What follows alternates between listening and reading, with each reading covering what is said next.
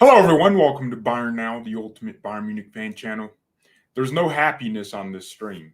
Absolutely none whatsoever, because this club has once again found a way to screw us. But most importantly, this league we're in, the German league, has found another way to handicap itself. Why? Why is the window closed in Germany before everywhere else? Why? How is that gaining you a competitive advantage? Why? Why? So, yeah, the João Palhinha deal to Bayern is basically off. Ask me why. I'm at a point where I'm just pissed. I'm tired of this club, man. I'm tired of the fact that, first of all, let me not even blame the German league. Let's blame our club. Why the hell did we wait 48 hours before the window closed to be serious about getting a number 6? I was saying this on live streams. If getting a world-class number 6 meant forfeiting the Kane deal, I'd do that in a heartbeat, because that's how important I believe a number 6 is for us. If spending 120 million on a 6 that would last for 10 years was what we had to do, I would do it. I guarantee you, we didn't get a 6. We ain't making it to the Champions League semifinals. We're not, because we haven't made it to a semifinal since Thiago left us. And I think that's a link. There's a link there. When it gets to these top-level elite games, Kimmich ain't that guy. I mean, he can cover grass, but so does a damn lawnmower. Goretzka's not a 6. This pipe dream, this wet dream these fans have where Kimmich and Goretzka is just the perfect duo. Some of them are saying Leimer. Leimer is, objectively speaking, an average footballer. I don't care how many tackles he makes in one game. When those elite level games come in, he will struggle. If you want proof, look at Sabitzer versus Barcelona. Sabitzer was having a lot of good games. He was adding great balance to the team. We were playing well with Sabitzer and Kimmich. And then a top-level game with technical bowlers pops in. Pedri's cooking Sabitzer everywhere. And, I mean, I guess it was luck that we won that game. But the point is, we were outplayed in the midfield.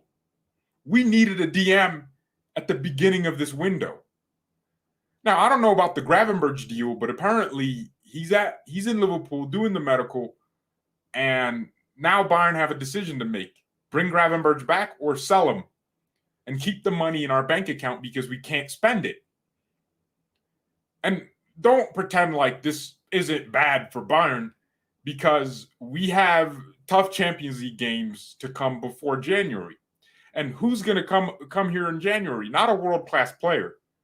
We're going to get some bottom-of-the-barrel bum. Ibrahim Sangari is at Nottingham Forest. So who are you going to get that could be cheap and obvious? What, we're going to go in for Paulinha again for 70 million? Give me a break, man. Paulinha, in my opinion, wasn't even a Chouameni level player. Defensively, he's very good, but on the ball, I wouldn't say I could compare him to Chouameni. So if we're going to spend that kind of money again, it's going to be with someone better. And Fulham really screwed themselves, because now you have a player that ain't trying to be there, that was literally in Munich today doing a medical, but the transfer window closed on him. I don't know if he's going to love playing for you. So it was dumb from your perspective to wait till you got a replacement, even though you had more time than us, and our window shut before. What are you doing? Like, how stupid is that? You're not getting this fee in January or any other period, because I'm sure there will be some other player that's performing really well in January that Bayern might go for. Christian Fround has a hell of a task on his hands. A hell of a task. This guy has to get us a DM now, bro. We need a... Oh, shoot. So are the other deals off? It's not just Paulinha? We don't have a backup right back. Some stupidity is happening at this club. Why did we let Stanisic go before selling Pavard? Can anyone tell me what does that do for us? How does that help the team? Why don't you keep Stanisic and say, hey, we will abide by your decision to go out on loan, but we need to have a replacement for Pavard and you before we let you go. Stanisic will be like, okay, I love Bayern and I'm trying to be here for a long time. And I'm just going on loan to develop. So I'll stay put. And then we sell Pavard, try to get a replacement. And if we don't, we keep Stanisic. And now Stanisic gets to play half the games because we know Mazraoui is injury prone. We know he is. This man could get a heart attack again, or he could just bust a hamstring. Who are we going to play a right back? Upamecano? Oh, this is some crazy. Oh, we went in for João Cancelo. This club is so dumb. Why didn't we just go for Cancelo all these weeks? Well, apparently the deal with Barcelona could have been off. Cancelo wanted to stay here, and we didn't make it happen. And now Barcelona get him on a loan with an option to buy for 25 million, which is a steal for a player of Cancelo's level. Oh, no, but we went for Guerrero for free, who's injured. I guess he's coming back, but he's not better than Cancelo. No way. Cancelo is leagues above Guerrero. We could have signed Cancelo on a permanent deal for 30 million by the looks of it. 30 million or 25 million. That's what Barca get to pay next year. Now, his wages are high, but for a good reason. He's a really good player. On his day, he's world class. Left back, he's world class. Right back, he's world class. Why didn't we just do that? And then just sell Pavard. We could have used the money we sold Pavard for Cancelo earlier in the window, knowing we were selling Pavard. We tried to convince Pavard to stay, knowing he wanted to leave. If a player even suggests that he wants to leave, why the hell would you try to keep him? He wants to leave. Are you dumb? So, this window, and then, but we got Leimer on a free. Konrad Leimer doesn't add anything to this team that we didn't already have. He covers ground. Okay, so does Kimmich. He's fast. Okay, I'll give him that. But what does he add to the team? Like, does he change games for us? Does he bring us to a new level? No. He just does something we don't really have to do anyways. Bayern never really have to have a midfielder chasing 50-yard balls. Oh, the Kochep deal is off too. Great. What, we going to terminate Stanisic's loan? Is that what we're going to do? This is what happens. This is punishment for us. Yep. Paulinha, Kochep, and Chalobah deal all off. Bayern couldn't get any over the deadline. We couldn't get any deals. Do you guys understand how bad this is for our season? I think everyone in here does. But do you really...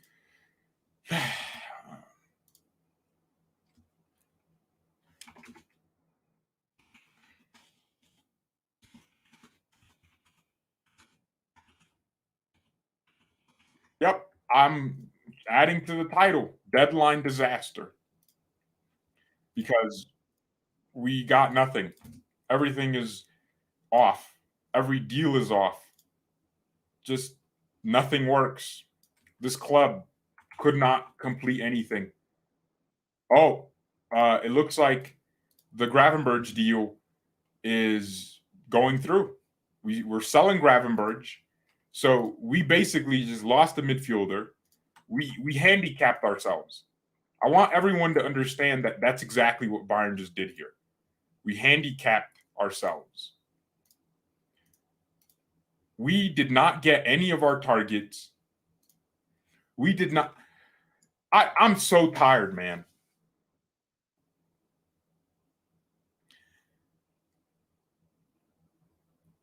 I'm so tired. I mean, here's my delusion. We just, in January, have someone better, a better name. Because I don't think Paulinha was Chouameni level. So, maybe it's justified that we lost out on him. Palhinha, defensively, very, very capable. On the ball, very questionable. I was laughing at United because, everything could have been off for them, but it's us. We're the ones that lost out on 3 important players. So hold on. With the Chalobah deal, Chelsea wanted to sell him. We wanted to loan him. If we want to loan him and Chelsea want to sell him, that's a completely different disagreement. That's not even we come to a compromise. What's the compromise between I want to loan, you want to sell? I guess the compromise is you loan with an obligation to buy. But what if he comes here and flops? You waste money, basically. A better compromise is let's abandon the deal because it ain't happening. Chalobah isn't this world-class player we need. Let's go to someone else. Belakacet. He wants to join Bayern? Okay, cool. Okay, but Southampton want to sell. They want a bit of money for him. But they want a loan fee if you want to loan him. They want a big loan fee, like $6 million. I believe that's what I read. Then you negotiate down the loan fee. There's no need to... It was weird. Why were we focused on two different targets? We're not RB Leipzig. RB Leipzig used this tactic where they are linked to two players of the exact same quality. When they wanted Openda, they were linked to Balogun. And the point is, if they're linked to two players, then one of the clubs has to go, I'm really not trying to lose out on this money from this Leipzig club, from this Red Bull can money. So I got to sell. I'm going to sell. And the goal is to just drive down the price of the other by using the other as leverage. That's not our strategy. Never been our strategy in Windows. So why do we have to link ourselves to two players to try to get one? We're Bayern. We're bigger than Chelsea. We're bigger than Fulham. We're bigger than all these small Southampton. We don't have to prove to them that, we could get someone. We could get someone. They know damn well we're Bayern. You know what? You go in for Belakacet, and if it doesn't work, you move on. And then you go to Chalobah. If Chalobah doesn't work, then you find someone else. We could have gotten Fresneda. There were names out there. There were names. And look, once again, I want to reiterate that the German league has to be the most incompetently run league in the world. Why do we have 18 teams? Now, the logic is less games, more excitement. But I would believe more games, more revenue. And that's better for every team in the league considering they're already handicapped by 50+1. Okay, why does your transfer window close before everyone else's window? Can anyone tell me a competitive advantage, a competitive edge gained by having your window close before everyone else's? In the chat right now, explain to me one good thing that could come from you are forced to finish business faster than everyone else. Please go ahead in the chat. Tell me what we as a league gain by having our own window closed before everyone else's.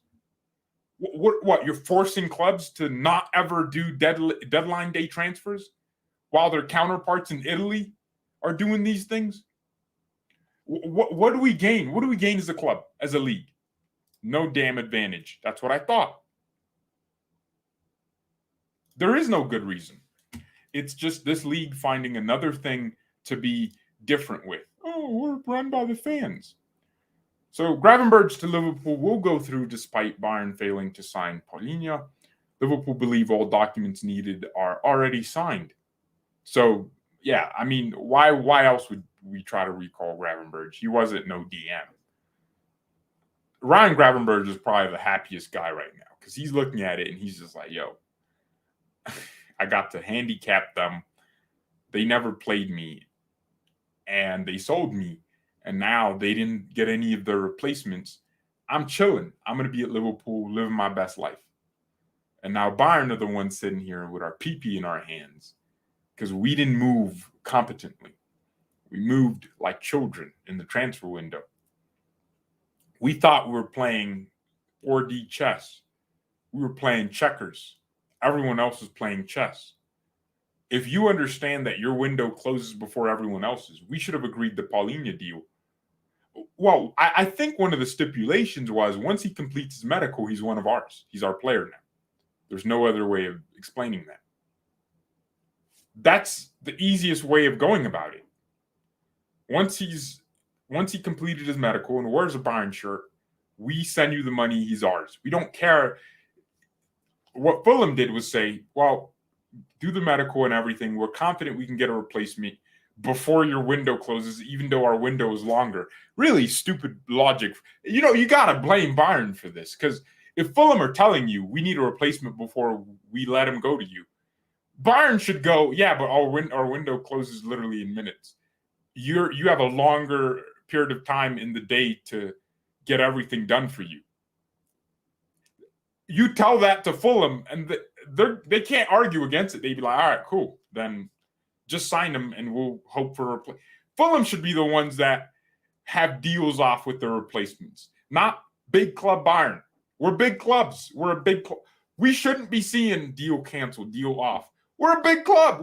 We should be entitled to just sign whoever we want and not care if they get a replacement. If Paulinha is already in Munich doing America, we look like complete dikeheads, man. We look like, you know what we look like?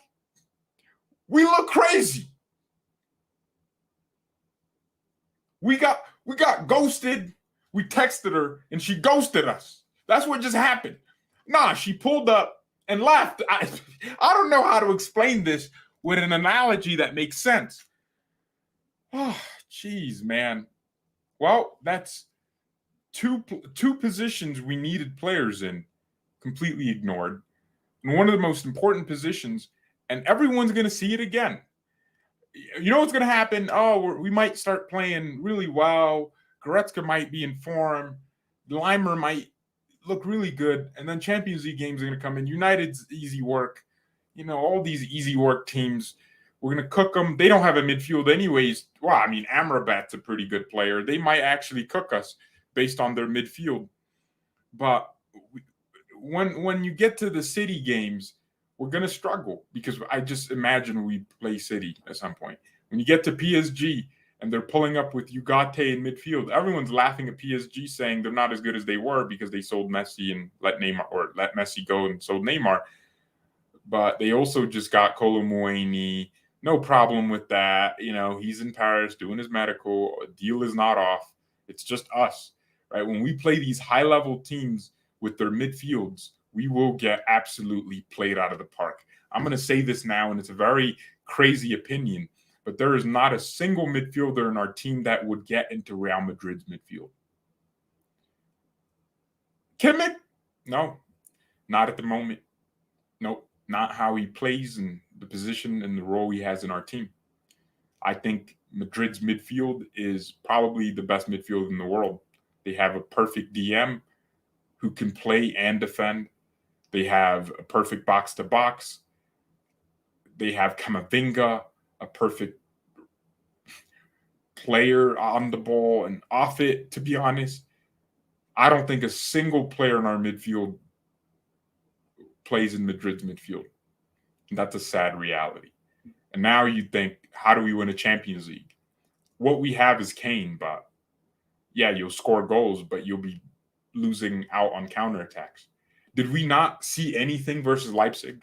I mean, those goals weren't counterattacks, but the point is, in order to concede, you have to be defensively bad, Not all the time. Sometimes it's just a really good goal. But in order to concede the way we concede goals, the cover has to be lacking, and that's the point. We have no cover in midfield. Kimmich can pretend like he's Casemiro, but he's not. He's not Casemiro. He's not prime.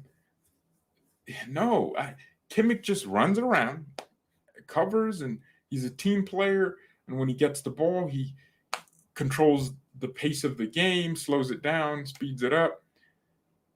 But when it comes down to the dark elements of midfield work, the mystic arts, that tactical foul, he ain't got it in him. Kimmich will get a red card before he learns how to tactically foul people. That's what we need, the dark elements. That's what when the Champions League anthem goes off, you need the dark elements to win the comp. When Javi Martinez was out here, you guys remember the game in 2013 versus Barcelona? Go watch that game again. Watch what Javi Martinez was doing. This boy, he did man track. He tracked. He didn't even track just one man. He tracked men. Anytime Barcelona got the ball to the midfield, they would see the biggest Spaniard dude behind them. Javi Martinez's long legs, he would push you. He was doing everything in his power to make you just lose your mind. You had a bad first touch, he was pouncing on it. That's why we won the Champions League, the treble even. Because Javi Martinez came in and became a hero immediately. That man elevated our midfield. Him, Schweinsteiger, it was Schweinsteiger with the on-the-ball quality, still defensively capable, but Javi with the mystic dark arts, completely understanding what he had to do to win. He was willing to do anything to win. If it was in the last minute and someone was through, he would frickin' slide tackle, get a red card, but as long as the team won. Win by any means necessary, any means possible. AMP. That's what Javi Martinez gave us. Thiago Alcantara, known for his beautiful play. But if anyone actually paid attention, he's the reason we won the Champions League in 2020. Watch the Chelsea game, the first leg at Stamford Bridge.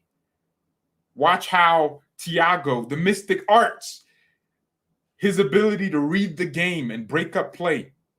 And then he was so gifted, he also did it on the ball. He would cook on the ball and off of it.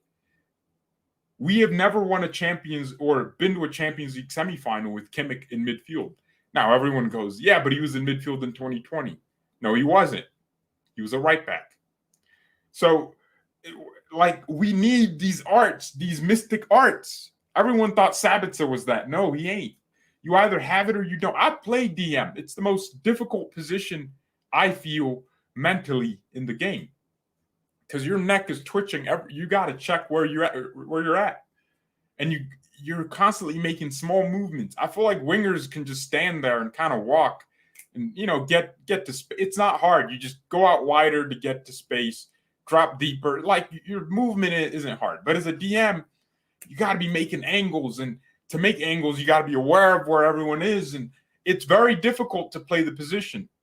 And then when you get the ball, you got to have a perfect first touch, or you're going to lose the ball and your team's going to concede because your center backs are here and your fullbacks are very wide, and it's basically just turned into a 2v2 or 2v3, and the opponent overwhelms you, and it happens like that. So your first touch has to be perfect. And you have to have the ability to make passes off of passes, like just not even take a touch. You have to have the ability to have a ball come to you and switch it to that side or this side, or turn on pressure and draw a foul if you have to. It's one of the most difficult positions. I think striker is very hard, especially if you're a hold-up play striker. It's very hard, physically demanding. You got to jump a lot. Center backs, it's very straightforward. You just win headers and you anticipate. But when you're a DM, defensively, it's the most difficult thing in the world because you're constantly trying to solve a chess puzzle. Okay, if the bishop's going here and the pawn goes here, where's my knight going to prepare for this move here? Because that's the point. You have to understand the opponent's patterns. You kind of have to get it immediately, because if you don't, your team's going to concede from you sleeping. So you got to know, all right, okay, I got to be covering this space because they look like they're trying to pass here, and that's what they're trying to do. You got to look for the dangerous players. Who's getting the ball a lot?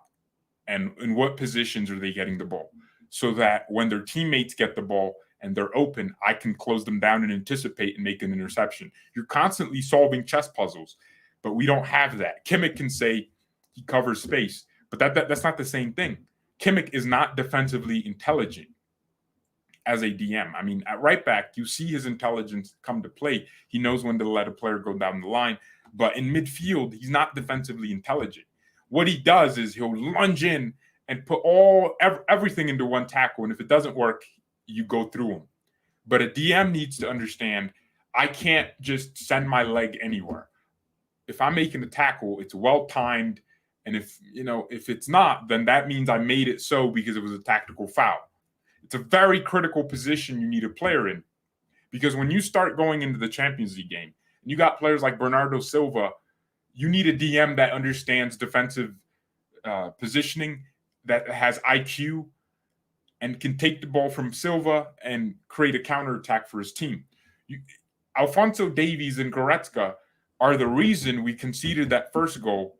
Or I don't know if so. When Bernardo Silva nutmegged us like 3 times, did he pass it to Rodri then, or was that a different sequence? But the point is, it was Goretzka and Davies.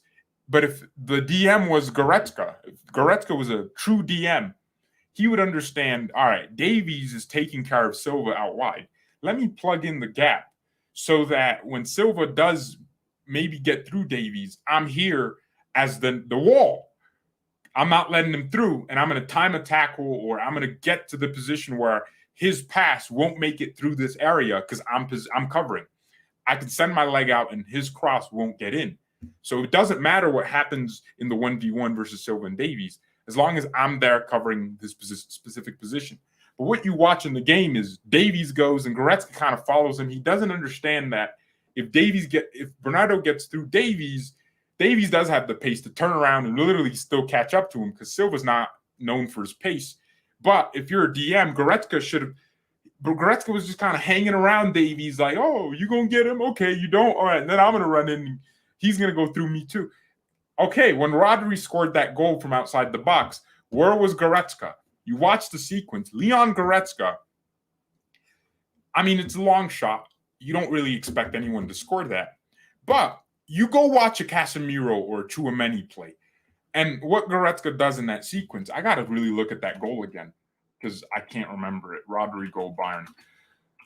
This is very important that I talk about these things because some people just kind of have a 5-second attention span. So they think, oh, we signed Kane, everything's perfect.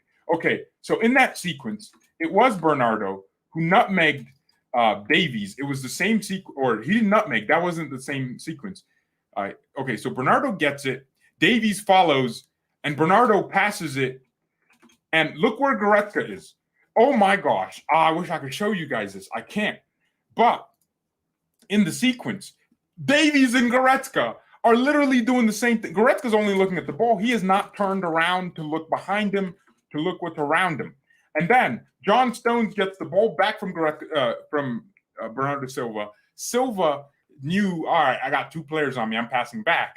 And then he gets the ball out wide. Now Davies follows him. Guess who's behind him? Leon Goretzka, because his positioning was bad from just 3 seconds ago. And that allowed Sane isn't a DM. Goretzka needs to be covering the area behind Davies, not just following around cluelessly. Rodri gets the ball in space because Goretzka isn't there. Musiala is having to move from the attacking position to cover Rodri. And what happens? Rodri just kind of scoops the ball to his left foot against Musiala, and there's no one covering the 6. Kimmich comes in, but he ain't blocking none of that because Rodri's shot is perfect. That entire sequence is avoided by Goretzka just being intelligent to know, all right, Davies has him out wide. Let me check behind. He didn't even check behind. This is what you do as a DM. Oh, someone's behind me. Let me position myself just in case a pass comes in. And if he takes Davies down the line, you go again. You look, okay, he's behind me. I'm going to block the cross. That's my job now. You have to think. We have none of that in this team.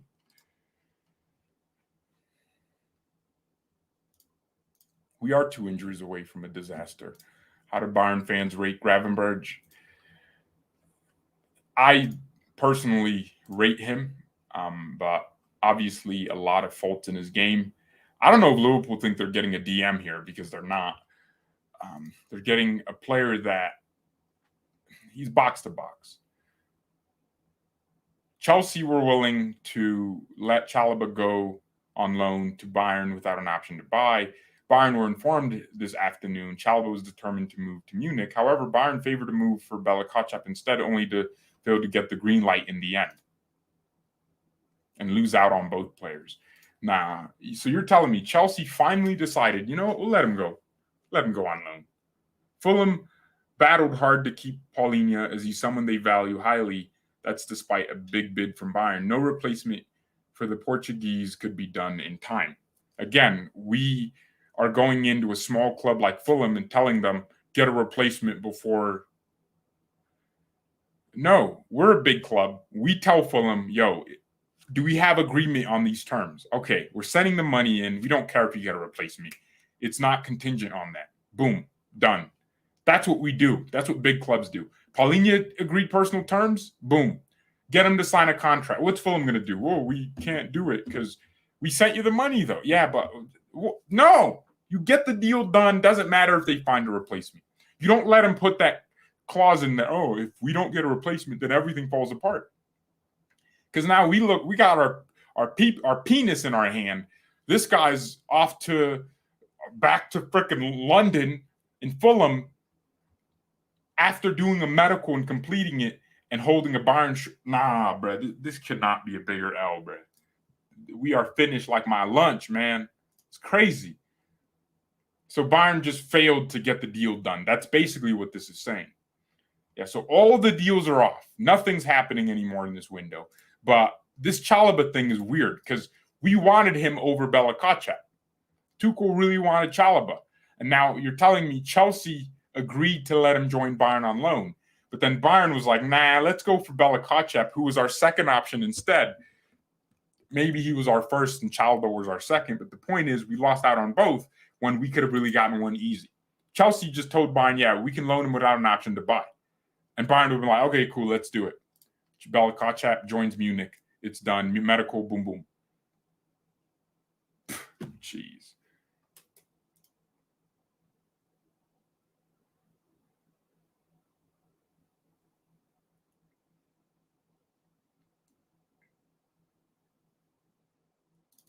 Nah, the German league should be blamed. There's so many things at fault here. Bayern better lobby this league to make the deadline the same as everyone else's deadline. When the England window closes, every other window, well, all the other windows should close around the same time. Fulham tried last minute for Scott McTominay, but no deal on player side, and Palhinha will return to Fulham. I hope Paulinha just goes on strike or something, bro. I hope that man just stops playing football forever. Yep, Ryan Gravenberch deal sealed. The feeling on all parties is very clear. Ryan will play for Liverpool. I mean, good luck to Gravenberch. I liked him as a player. I thought he had potential, but he didn't really get a chance to prove himself. This man, did he even start a single 90-minute game in the league? I don't think so. Or he might have started one, but damn, like that's crazy, man. And then he would come on off the bench and didn't even play. I am irritated beyond belief, man. Frustrating. Well, this takes the sting out of Kane. It does. Because I'm just sitting here like, it just takes the sting off of, or not the sting, that's not the right wording. It takes we signed Kane. Like, it just kind of takes, it's like, is it really that cool that we got Kane but couldn't get these easy targets? Is it really that cool? That's the thing, ladies and gentlemen. It's weird.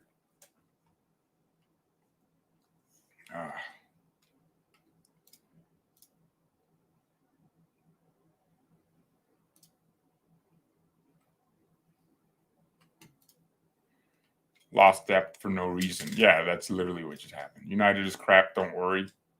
Oh, yeah, we'll cook them. We'll smoke them. Even with our midfield, we'll smoke them.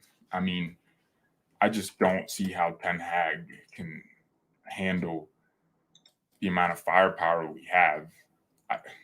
Actually not. United ain't that bad. They're a very transitional team. And by transitional, I don't mean like they're in a phase where they're improving as a club. No, I mean they play transition football, very counterattacking. So, which is kind of bad because our style is, have the ball and try to score, and if we don't, we get counterattacked and concede. That's our style.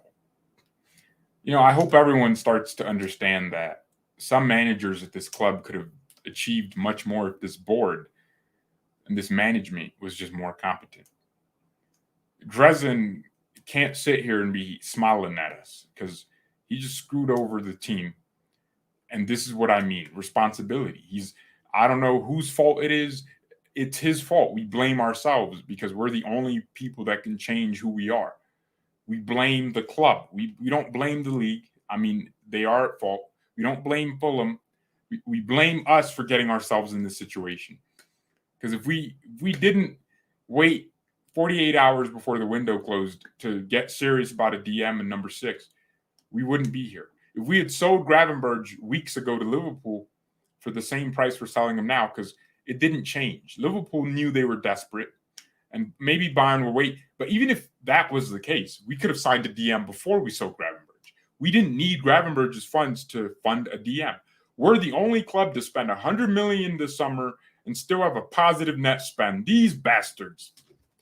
Yeah, guys, I just realized we have a positive net spend.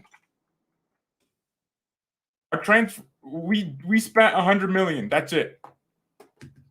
You guys want to see what our net spend is? Our net spend as a club. Yep. Our net spend this window. Gravenberch is going to come in, and our net spend will be about 20 million. So the money from Gravenberch. Also, these figures are wrong. It's saying we sold Pavard for 30 million, but I believe it was 35. Forget all of that. We're going to have a positive net spend. Like we would have brought in more money than we spent. And we ain't no club to be selling players and trying to generate. We had a transfer budget of 150 million before sales.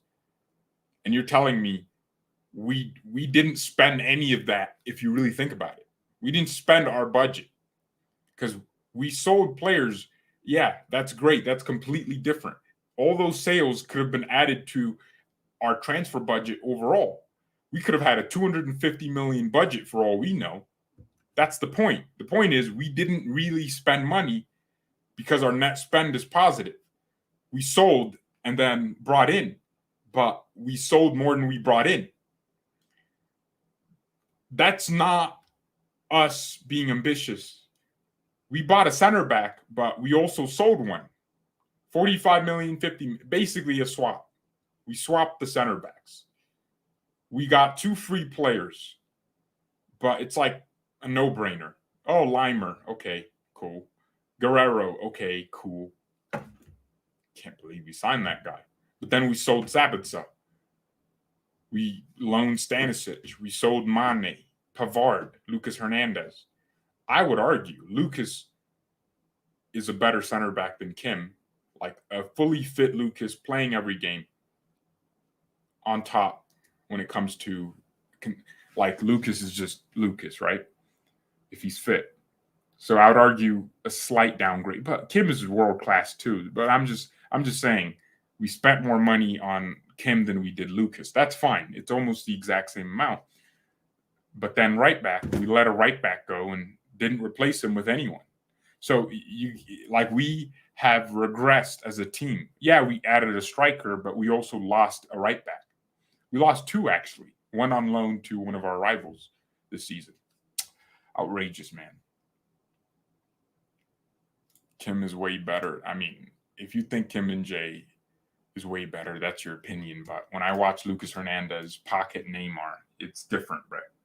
But Lucas, I mean, actually, objectively speaking, you're not wrong. Because Lucas is just never going to play as many games as Kim. Kim is always going to be more fit. Gosh. Liverpool just rejected 150 million bid for Mo Salah. Bro, I'm taking that money. And I'm running. The hell? Nah. There's players better than Salah. Just get Vadascalia, man. Bro, if I was Liverpool, I'm grabbing that bag. And I ain't looking back, bro.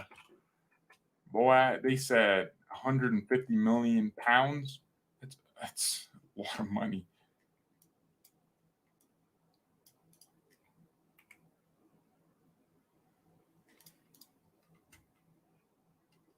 If I'm Bayern, I will follow Madrid style. Sabotage just to win the Champions League.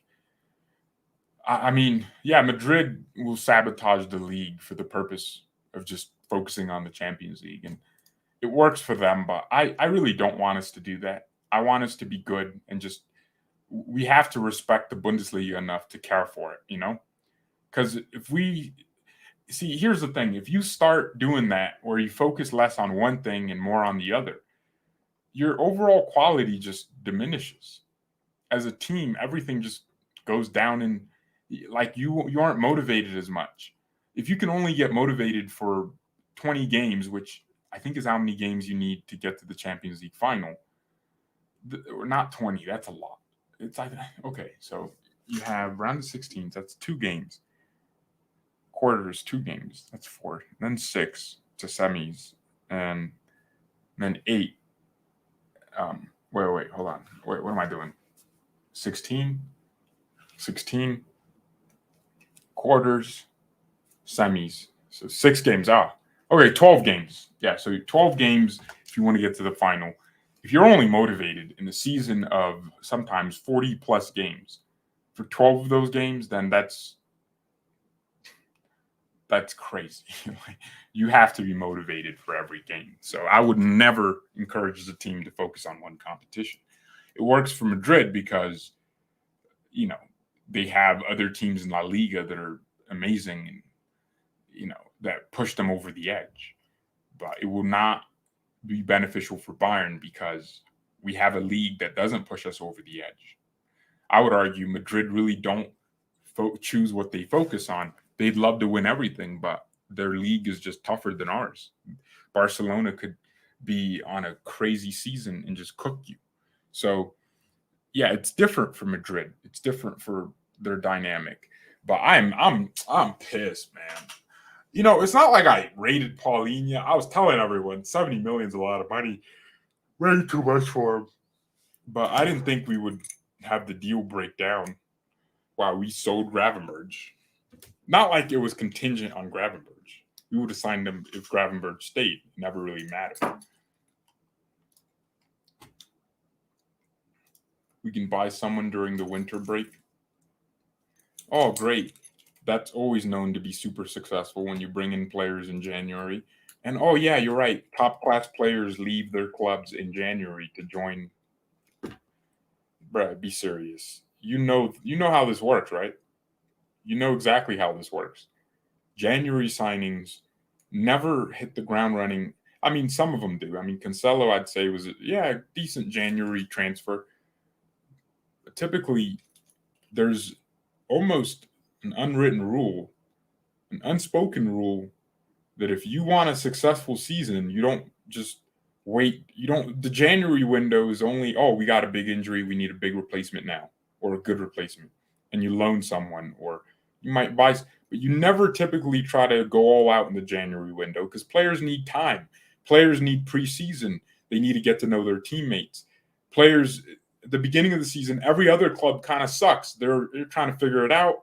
They're trying to get rhythm, some new players. Look at Leipzig. You can tell watching them in the second half of every game that this team is world class. They can beat a lot of teams. But then in the first half, you realize, damn, they need to learn to play with each other more. And they only get motivated after 45 minutes. So every team at the beginning of seasons usually needs a few games to get into rhythm because new signings. But after January, every other team is already in form. Every team knows where their position in the league could be and what they're fighting for. Are we fighting for relegation or top 4? That's, a thing you find out throughout the season. And January is a window where, okay, maybe we're in a relegation battle, so we need some players now. We need someone to come in and just try to help us stay out of this relegation fight. Or you're going for top 4. Okay, we need a little bit more quality, and we can afford to take a risk on this guy because we think he can help us get top 4.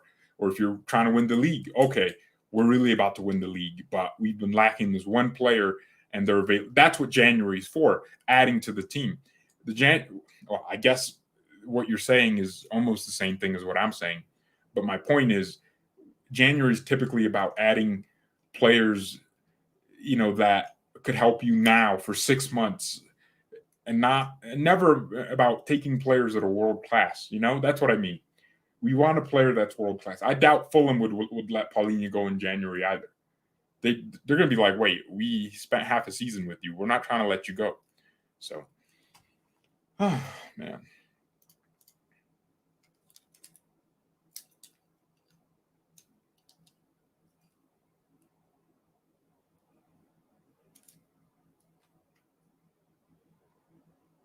Oh, and injuries. This man said it's over. Let it go. Yeah.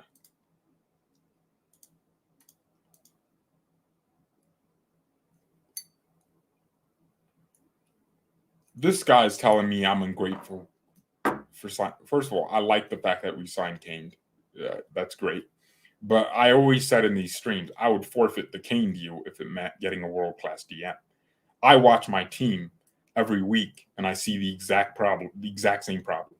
Nagelsmann didn't know he had the problem because he doesn't know he needs a DM for some odd reason. He thinks he can play this fluid football without an anchoring midfielder where everyone's fluid.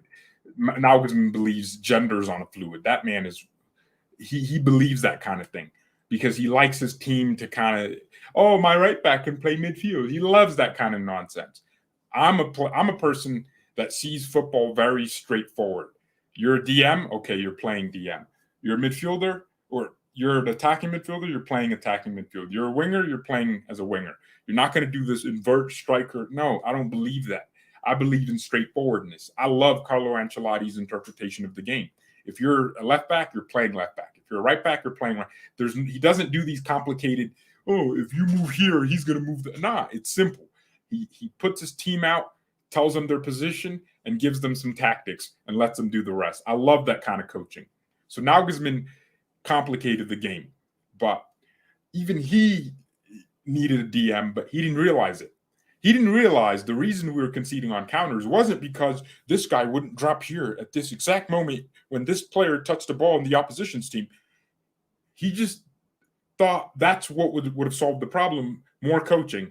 But he didn't realize what would have solved the problem was just having a dedicated DM. We will concede a lot of counters. Leimer is an average midfielder with slightly more pace than the average and possibly more energy, I guess. But he's also kind of injury prone, so who cares? Goretzka's not a DM.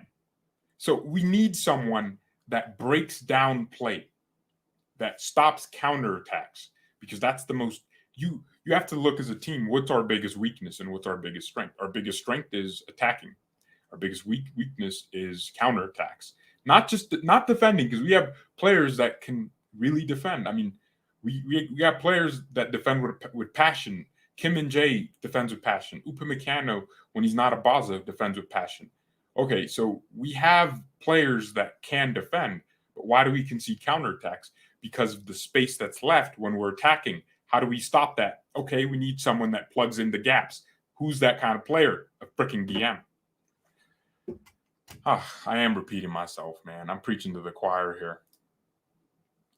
Maybe we could get Tchouaméni. I don't think you realize the window closed.